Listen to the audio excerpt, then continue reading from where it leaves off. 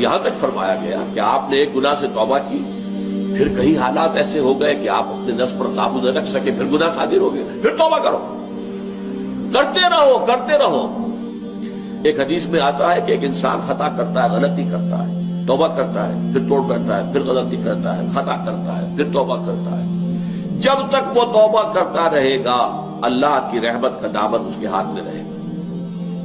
بلکہ ایک جگہ تو آتا ہے کہ ایک مرحلہ آتا ہے کہ پھر شیطان تھک جاتا ہے، چھوڑ دیتا ہے اسے کہ یہ تو توبہ کر ہی لے گا تو فائدہ کیا، میں اسے گمراہ کر کے کسی غلط کام کے اندر ڈالوں، تو اب وہ بھی تھک جائے گا۔ لیکن یہ ہے کہ اللہ تعالیٰ نے توبہ کا دروازہ بند نہیں کیا، اور اس سے سارا گناہ سائل، التائب من الذنب کمن لا ذنب لہ، کس قدر جامع الفاظ ہے۔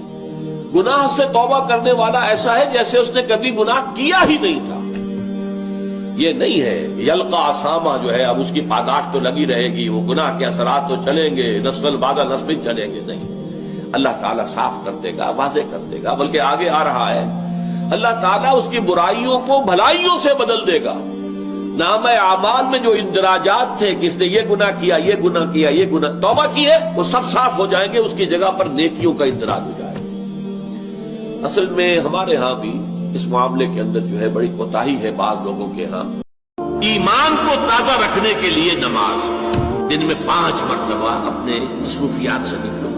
صبح کی نیند بڑی سہانی ہوتی ہے، اسے توڑ کر اٹھو، اور اٹھو اللہ کے حضور میں حاضر، کھڑے ہو جاؤ، وضو کرو، کھڑے ہو جاؤ، نماز پڑھو، اللہ سے اپنا عہد جو ہے تازہ کرو۔ ایاک نعبد و ایاک نستعین، اللہ تعالیٰ کے ساتھ اپنے اس عہد کو دوبارہ استوار کرو، تازہ کرو۔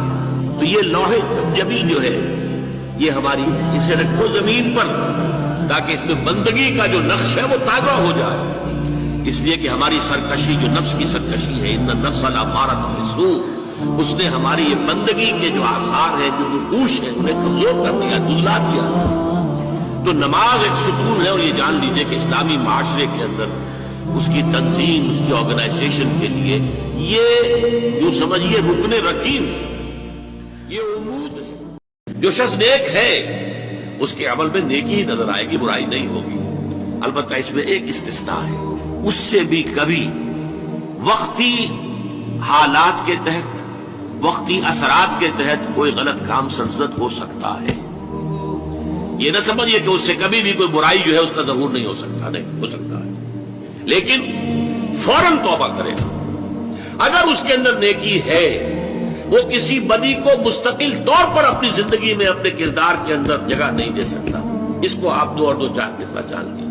یہ قرآن مجید میں بار بار آیا، واعتصموا بحبل اللہ، واعتصموا باللہ، اللہ سے چمٹ جاؤ، اللہ کی رسی کو مضبوطی سے تھام لو۔ لیکن کہیں صراحت نہیں ہے کہ اللہ کی رسی سے مراد کیا ہے۔ اس کی صراحت کی محمد رسول اللہ صلی اللہ علیہ وسلم نے۔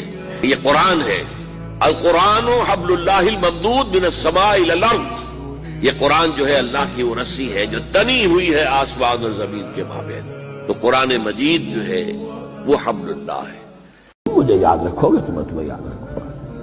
یہ 2 طرفہ معاملہ ہے، تم شکر کرو گے میں تمہاری قدردانی کروں گا، تم میری طرف چل کر آؤ گے میں بھاگ کر آؤں گا، تم بارش برآؤ گے میں ہاتھ بڑھاؤں گا، لیکن تم رخ موڑ لو گے تو بھی رخ موڑ لیں گے۔